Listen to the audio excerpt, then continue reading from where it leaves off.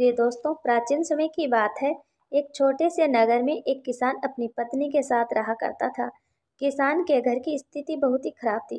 किसान बहुत ही गरीब था। प्रिय दोस्तों, किसान की पत्नी को एक छोटा नवजात शिशु की प्राप्ति हुई थी। एक पुत्र की प्राप्ति हुई। और जिस समय किसान को पुत्र की प्राप्ति होती है तो किसान बहुत ही प्रसन्न होता है, बहुत ही खुश होता है। उनके घर में पुत्र प्राप्ति होने की वजह से खुशहाली आ जाती है। परंतु प्रिय दोस्तों, जब किसान का वह छोटा नवजात शिशु धीरे धीरे बड़ा हो जाता है तो उसे दूध की अधिक आवश्यकता होती है। और किसान के घर में ऐसा कोई पशु नहीं था कि जिसकी वजह से किसान उस पशु का दूध निकालकर अपने बेटे को, अपने पुत्र को पिला सके। उसके बाद में किसान इस बात को लेकर बहुत ही सोचता है। उसके बाद में किसान को एक उसका मित्र आकर बताता है कि हमारे ही इस नगर से कुछ मीलों दूर एक वन में एक ऋषि रहते हैं और उनके पास एक बहुत ही सुंदर गाय है। अगर आप उस गाय को उनसे मांग कर ले आते हैं तो आप अपने पुत्र को दूध पिला सकते हैं। जैसे ही उस किसान का मित्र किसान से कहता है तो किसान दूसरे ही दिन सुबह के समय अपने घर से उस नगर से मीलों दूर वन की ओर जाने लगता है। और चलते चलते उसे शाम हो जाते हैं और वह किसान ऋषि के पास पहुंच जाता है। और ऋषि मुनि के पास जाकर किसान उन्हें प्रणाम करता है और प्रणाम करने के बाद में उनसे कहता है कि हे मुनि महाराज, मैं इस वन से मीलों दूर एक नगर से आया हूँ और मैं अपने पुत्र के लिए एक गाय लेने के लिए आया हूँ, क्योंकि मेरा जो पुत्र है वह अभी बहुत छोटा है और उसे दूध की आवश्यकता होती है। इसलिए मैं आपके पास इस गाय को लेने के लिए आया हूँ। मैं आपसे निवेदन करता हूँ कि कृपया करके आप मुझे इस गाय को दे दो, जिसे मैं इस गाय को अपने घर ले जाकर अपने पुत्र की दूध की भूख को शांत कर सकूं।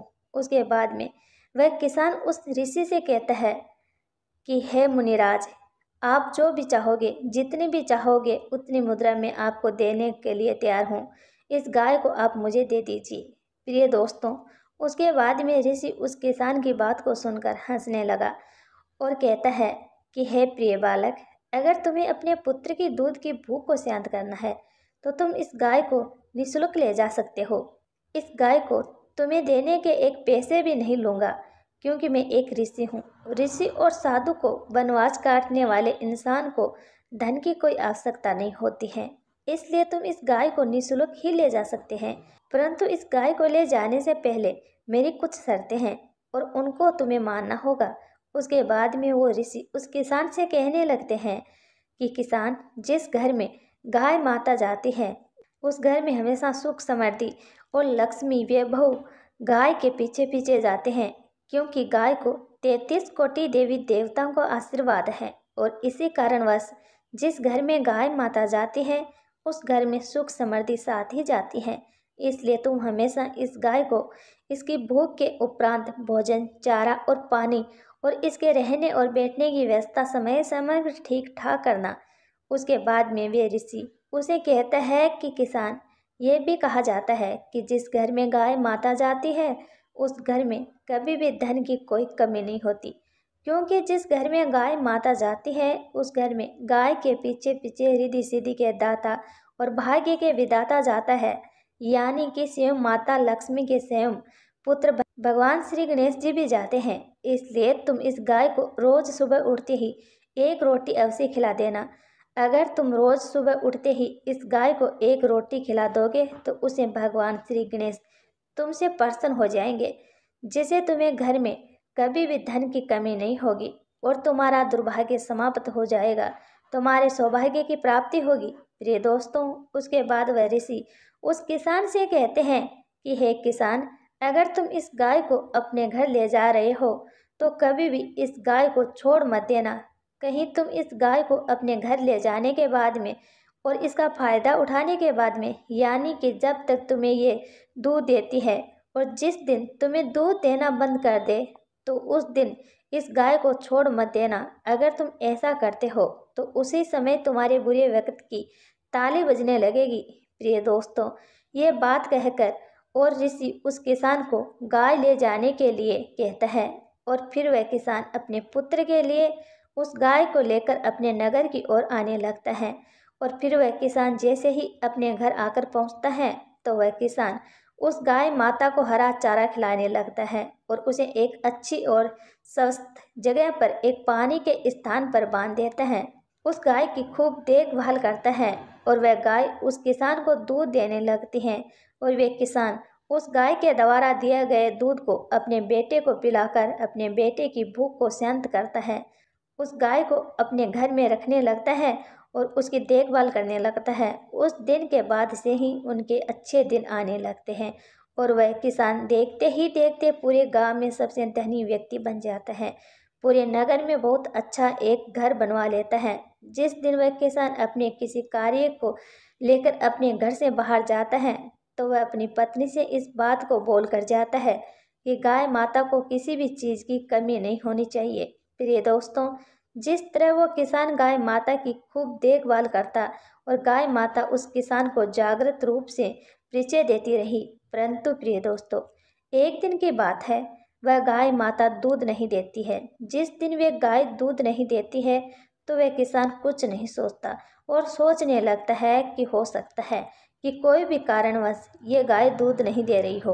और जैसे ही दूसरे दिन आता है तो उस दिन भी गाय दूध नहीं देती और देखते ही देखते बिल्कुल दूध देना बंद कर देती है। फिर जैसे ही गाय दूध देना बंद करती है फिर वह किसान धीरे धीरे गाय की ओर से लगाव कम करने लगता है और उस गाय के पास जाना छोड़ देता है और ना ही सुबह सुबह उठकर रोटी खिलाता है बल्कि स्वयं खाना खा लेता है, परंतु गाय को चारा तक नहीं खिलाता। उसके बाद में जब गाय माता को समय समय पर भोजन नहीं मिलता है तो गाय माता बहुत ज़्यादा कमज़ोर हो जाती है और फिर एक दिन वह किसान गाय माता के पास जाता है और गाय माता को देखकर बहुत क्रोधित होता है और गाय माता को अपने स्थान से खोलकर जंगल की ओर जाने लगता है और जंगल में जाकर छोड़ देता है। प्रिय दोस्तों, उसके बाद में उस दिन से वह किसान उस गाय को जंगल में छोड़कर आता है और जैसे ही घर में आता है तो उस किसान का जो पुत्र था, जैसे ही किसान आकर देखता है तो किसान का पुत्र बीमार हो जाता है। प्रिय दोस्तों, जैसे ही किसान का पुत्र बीमार होता है तो उस समय किसान के पास बहुत धन होता है, तो उस समय किसान अपने पुत्र को एक अच्छे वैद्य के पास ले जाता है और वह वैद्य के पास ले जाकर वैद्य से कहता है कि हे वैद्यराज, मेरे पुत्र का स्वास्थ्य बहुत खराब हो चुका है, आप जितना चाहो उतना धन ले लो, मगर मेरे पुत्र को कुछ भी नहीं होना चाहिए। जो किसान का पुत्र था उसकी हालत बहुत ज़्यादा खराब हो जाती है और वैद्य किसान से कहता है कि पैसा धन बहुत चाहिए।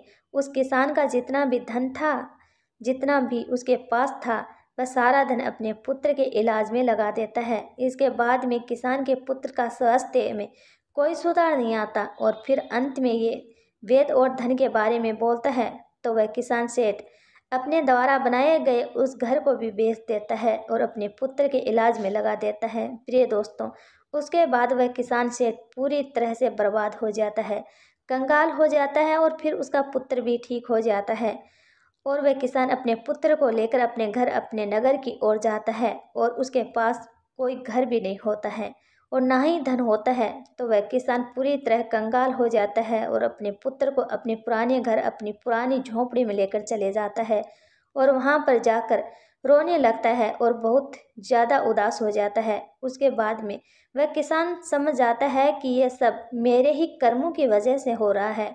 तो वह किसान उस गाय को ढूंढने के लिए जंगल की ओर जाता है और जंगल की ओर जाकर देखता है तो उसे वह गाय माता दिख जाती है और फिर गाय माता से जाकर किसान क्षमा मांगने लगता है और गाय माता के पैरों में गिर जाता है। उसके बाद में गाय माता उस किसान से कहती है कि हे बालक, जैसा करोगे ठीक वैसा ही तो पाओगे।